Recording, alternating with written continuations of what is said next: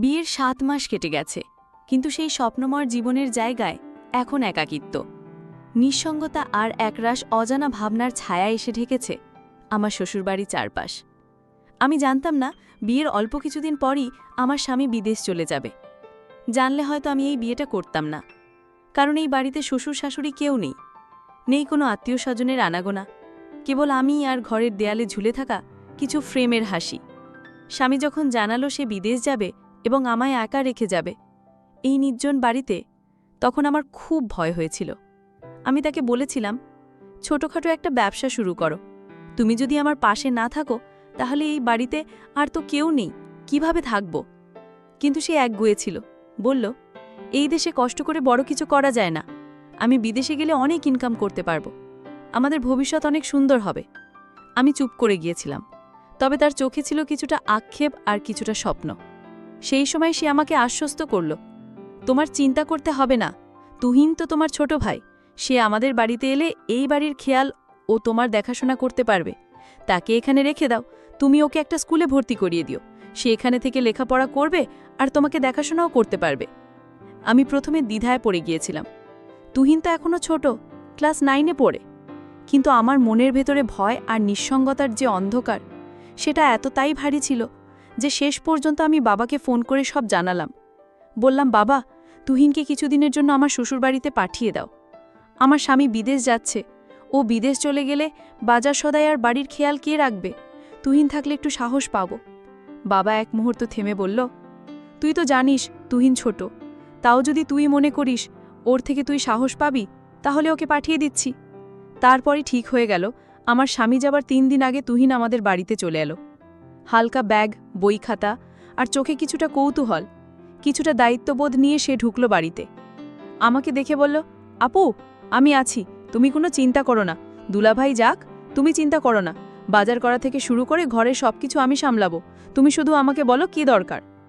আমি তার এই আত্মবিশ্বাস দেখে অবাক হয়ে গিয়েছিলাম আর একটু হাঁপ ছেড়ে বেজেছিলাম। তারপর 3 দিনের মধ্যেই আমার স্বামী বিদেশ চলে গেল। ভোরবেলা বাসস্ট্যান্ডে ওকে বিদায় দিয়ে এসে আমি আর তুহিন পাশাপাশি হাঁটছিলাম, জেনে জীবনের নতুন এক অধ্যায় শুরু হচ্ছে। প্রথম 2-3 দিন সবকিছু বেশ স্বাভাবিক লাগছিল। তুহিন নিয়ম করে স্কুলে যায়, এসে আমার জন্য কিছু বাজার করে আনে, ঘরের কাজেও সাহায্য করে। ওর মধ্যে একটা পরিণত ভাব আমি খেয়াল করছিলাম। যদিও সে ছোট, তবু যেন কথাবার্তায় একটা নির্ভরতা ছিল।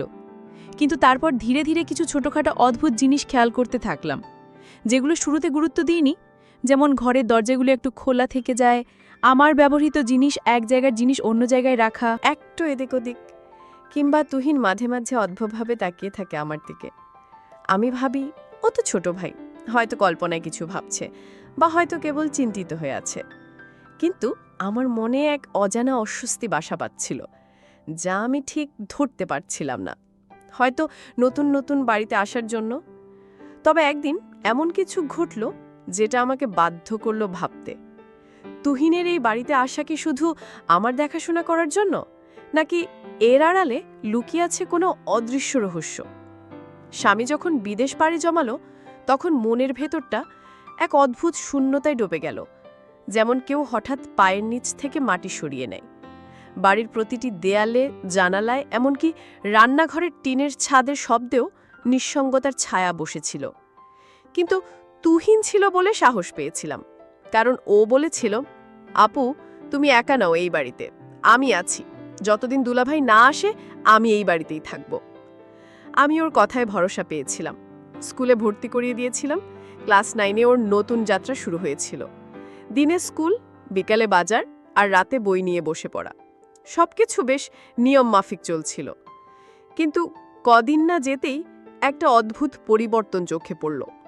তুহিনের কথাবার্তা কেমন যেন গম্ভীর হয়ে গেল। ওর চোখে মুখে ছিল এক ধরনের অস্বস্তি, চিন্তার ছাপ। একদিন হঠাৎ সে বলল, আপু, আমি তো আসলে শুধু দুলাভাই যাওয়ার সময় তোমাকে সাহস দিতে এসেছিলাম, যাতে তোমার কোনো চিন্তা না হয়। এখন তো উনি চলে গেছেন, আমি বাড়ি চলে যাই। আমি থমকে গিয়ে বললাম, তুই তো নিজেই বলেছিলি যতদিন দুলাভাই আসবে না ততদিন তুই থাকবি, এই বাড়ির খেয়াল রাখাবি, এখন হঠাৎ করে চলে যেতে চাস কেন?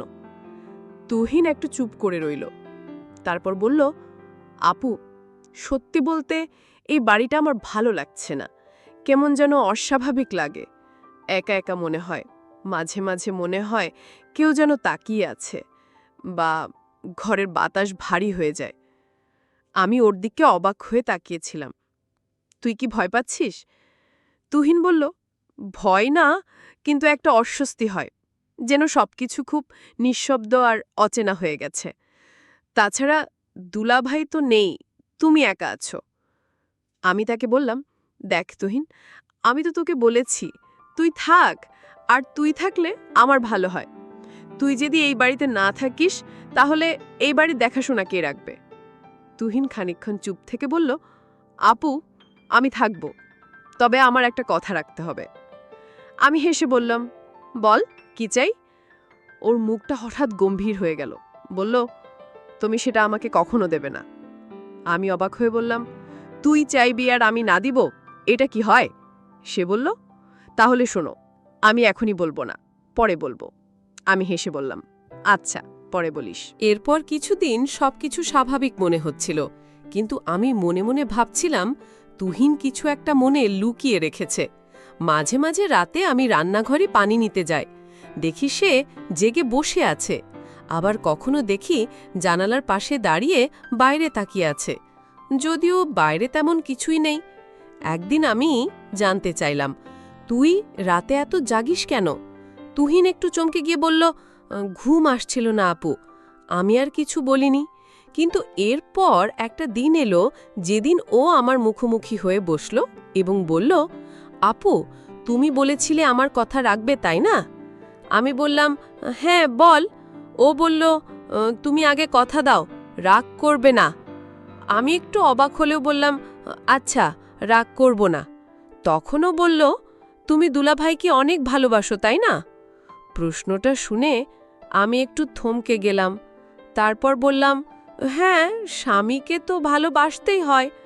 তুহিন মাথা নিচু করে বলল, আমি জানি তুমি আমাকে সবসময় একজন আপনজনের মতোই দেখো, কিন্তু আমি একা এই বাড়িতে থাকতে থাকতে অনেক বিষয় নিয়ে দ্বিধায় পড়ে গেছি, যেগুলো হয়তো ঠিক না, কিন্তু আমি চাইলেও ধারণা থেকে নিজেকে সরাতে পারছি না।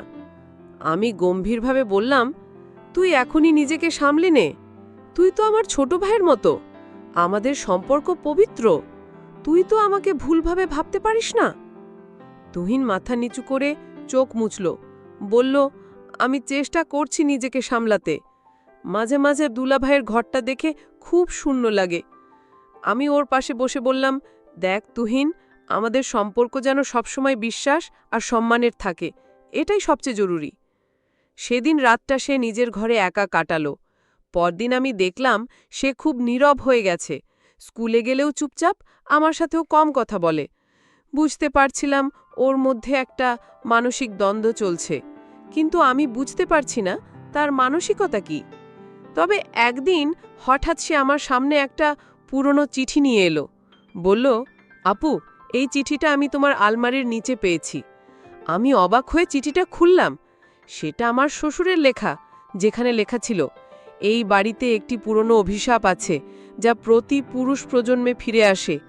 এই ঘরের কেউ দীর্ঘদিন একা থাকতে পারে না, কিছু অদ্ভুত ঘটনা ঘটতে থাকে যা মানুষকে মানসিকভাবে দুর্বল করে ফেলে। আমি চিঠিটা পড়ে কেঁপে শুরু করলাম। তুহিন বলল, আপু, আমি হয়তো তাই আজকাল অস্বাভাবিকভাবে ভাবছি। এসব হয়তো আমার নিজের ইচ্ছা নয়, বরং এই পরিবেশের প্রভাব। তখন আমি ওকে বললাম, তুই দোয়া পড়বি, মন শক্ত রাখবি, আমি তোকে কখনো একা ছেড়ে দিতে পারি না। সেই মুহূর্তে ভাবলাম, তুহিনের কথার পেছনে হয়তো শুধু মানসিক দ্বন্দ্ব নয়, এই বাড়ির এক গভীর রহস্য জড়িত। সেদিন সন্ধ্যাবেলায় স্কুল থেকে ফিরে তুহিন সরাসরি নিজের ঘরে চলে গেল। প্রতিদিন যেমন হাসি খুশি ছিল, স্কুলের গল্প শোনায়, সেদিন তার কিছুই ছিল না। দরজা খোলা রেখেই সে বিছানায় শুয়ে পড়েছিল। আমি তখন রান্নাঘরে নাস্তা বানাচ্ছিলাম। হঠাৎ মনে হলো, আজ যেন অদ্ভুত একটা নীরবতা পুরো বাড়ি জুড়ে, কেমন যেন থমথমে। আমি ওর ঘরের দরজায় দাঁড়িয়ে বললাম, তুহিন, কি রে, আজকে এত চুপচাপ কেন? শরীর খারাপ লাগছে? তুহিন চোখ বন্ধ করে হালকা স্বরে বলল, হ্যাঁ আপু, শরীরটা খুব খারাপ লাগছে। বিশেষ করে মাথাটা ভয়ানক ব্যথা করছে। আমি বললাম, চিন্তা করিস না, আমি তো আছি, একটু মাথায় মালিশ করে দেই, ওষুধ দেই, সব ঠিক হয়ে যাবে। ও কিছু বলেনি, চোখ বন্ধ রেখেই কেমন যেন স্থির হয়ে রইল। আমি আলমারি থেকে মাথা ব্যথার ওষুধ বের করে এনে এক গ্লাস পানি দিলাম। তুহিন না বলে সেটা খেয়ে নিল। আমি বুঝতে পারলাম ওর সঙ্গে কোনো মানসিক চাপও লুকিয়ে আছে ওর মনের ভিতরে। তুহিন বলল, আপু জানো, মাঝে মাঝে মনে হয় আমার মাথার ভেতর খুব ভারী হয়ে যায়। শুধু ব্যথা না, যেন কেউ ভিতর থেকে ডাকছে, অচেনা এক কণ্ঠস্বর। আমি অবাক হলাম, মানে তুই কাকে বলতে চাচ্ছিস? তুহিন চোখ খুলল না, বলল, বুঝাতে পারি না, আমি ঠিক জানিও না কে, তবে রাতে ঘুম ভেঙে দেখি দরজা খোলা থাকে, জানালা থেকে বাতাস ঢুকে, আর মনে হয় কেউ ঘরের বাইরে দাঁড়িয়ে আছে। আমি ভয় পেয়ে বললাম, তুই এসব কি বলছিস তুহিন? কারো পায়ের শব্দ, ছায়া বা এমন কিছু কি তুই দেখেছিস? তুহিন চোখ খুলে বলল, না, আমি দেখিনি, কিন্তু মনে মনে ভাবি কেমন যেন একটা ছায়া অন্ধকারে দাঁড়িয়ে থেকে তাকিয়ে থাকে। এমনও হয় যেন কেউ আমার নাম ধরে ডাকছে, তখন ঘুম ভেঙে যায়। আমি চুপ করে গেলাম। এরকম কথা আগে সে কখনো বলেনি। মনে মনে ভাবলাম, হয়তো তুহিনের মাথায় কোনো ভয়ের ছাপ কাজ করছে, অথবা পড়ালেখার চাপ, বাড়ির নিঃসঙ্গ পরিবেশ, এসবেও মানসিক অবস্থায় প্রভাব ফেলছে।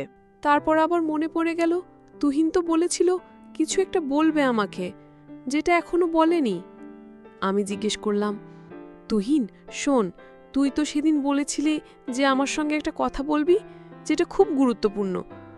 আমি এখনো শুনিনি, তুই বলিসনি কেন? তুহিন চোখ সরিয়ে জানালার দিকে তাকালো, বলল, সময় হলে বলবো আপু, এখন বললে হয়তো তুমি বুঝবে না। আমি বললাম, আমি তো তোকে কথা দিয়েছিলাম রাগ করব না, তুই চাইলেই বলতে পারিস। তুহিন মাথা নিচু করে বলল, তোমার বিশ্বাস হারিয়ে ফেলতে চাই না আপু, সেই কারণেই বলিনি এখনো। আমি বুঝে গেলাম তুহিনের মনে কিছু চলছে, হয়তো নিজের ভাবনা, মানসিক দ্বন্দ্ব বা অতীতের কিছু ঘটনা, যেটা সে বলতে চায় কিন্তু ভয় পাচ্ছে। আমি তখন আর জোর করলাম না, বললাম, আচ্ছা সময় হলে বলিস, তবে নিজের মধ্যে পুষে রাখিস না, কষ্ট হয় তোর, সেটা আমিও বুঝি। তুহিন ধীরে ধীরে ঘুমিয়ে পড়ল। আমি ওর পাশে বসে চুপ করে ওর মুখের দিকে তাকিয়ে রইলাম। ছেলেটা বড়ই অদ্ভুত হয়ে যাচ্ছে, কিছু একটা লুকিয়ে রাখছে, অথচ সেটা তাকে কষ্ট দিচ্ছে, মানসিকভাবে ভেঙে দিচ্ছে। রাত বাড়ছিল, বাইরে হালকা বৃষ্টি শুরু হয়েছিল। আমি উঠে গিয়ে জানালাটা বন্ধ করলাম, তারপর ঘর থেকে বের হয়ে চলে আসলাম আমার ঘরে। রাত 2টা নাগাদ হঠাৎ ঘুম ভেঙে গেল আমার। ঘরের জানালার বাইরে কুকুরের ডাকে ঘুম ভেঙেছিল। তারপর একটা চাপা শব্দ পেলাম, তুহিনের ঘর থেকে যেন কারো কান্নার শব্দ। আমি দ্রুত উঠে গিয়ে ওর ঘরের দিকে গেলাম। দরজাটা আধা খোলা ছিল। আমি ভিতরে গিয়ে দেখলাম তুহিন বিছানায় বসে কাঁদছে। আমি বললাম, তুহিন কি হয়েছে রে, দুঃস্বপ্ন দেখেছিস? তুহিন মাথা নিচু করে বলল, আমি ঠিক আছি আপু, একটু কষ্ট হচ্ছিল, নিজের ওপর খুব রাগ হচ্ছে। আমি ওর পাশে গিয়ে বসে বললাম, তুই একা কষ্ট পাবি না, আমি তোর বড় বোন, তোর কি হয়েছে আমাকে বল। তুহিন আমার দিকে তাকিয়ে হালকা হাসল, তবে সেই হাসিতে ব্যথা লুকিয়েছিল। সে বলল, আপুর মতো কেউ পৃথিবীতে নেই যাকে সব বলা যায়, কিন্তু সব বলা যায় না বলেই সবচেয়ে কাছের মানুষটাকেই কষ্ট দিই। আমি চুপ করে ওর কথা শুনলাম। যাই হোক, তুই তো জানিস আমি তোকে কত ভালোবাসি। আমি জানি আপু, তুমি আমার মায়ের মতো, তুই আমার ভাইয়ের মতো। তুহিন চোখ বন্ধ করল, বলল, এই কথাটাই সবচেয়ে বেশি শক্তি দেয়, আবার কষ্টও দেয়। আমি তখন বুঝে গিয়েছিলাম তুহিনের মনের ভেতরে এক ধরনের দোটানা চলছে। সময় হলে সে নিজেই বলবে, কিন্তু আপাতত ওকে সাহস আর আশ্বাস দিয়ে পাশে থাকতে হবে। নিজের তুহিনের কষ্টের গভীরতা বুঝতে পেরে আমি ওর পাশে বসে আর কিছু বললাম না। আমার বিশ্বাস ও একদিন নিশ্চয়ই আমাকে সব বলবে, যখন নিজের সাহস জোগাতে পারবে।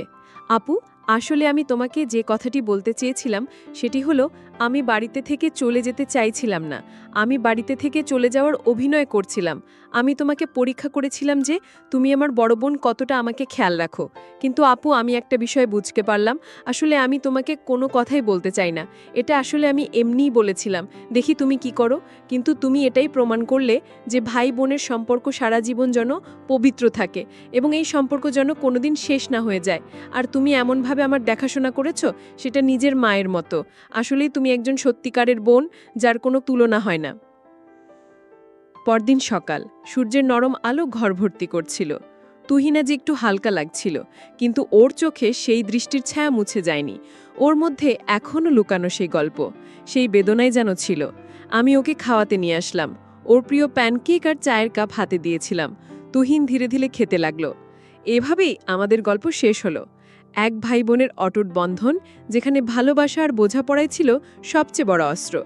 জীবনের যে কোনো ঝড়কে আমরা একসাথে মোকাবেলা করব, কারণ আমরা পরিবার। বন্ধুরা, আজকের গল্পটি এখানেই শেষ করলাম। যদি গল্পটি ভালো লাগে তাহলে অবশ্যই আমার চ্যানেলটিকে সাবস্ক্রাইব করে পাশে থাকবেন। ধন্যবাদ।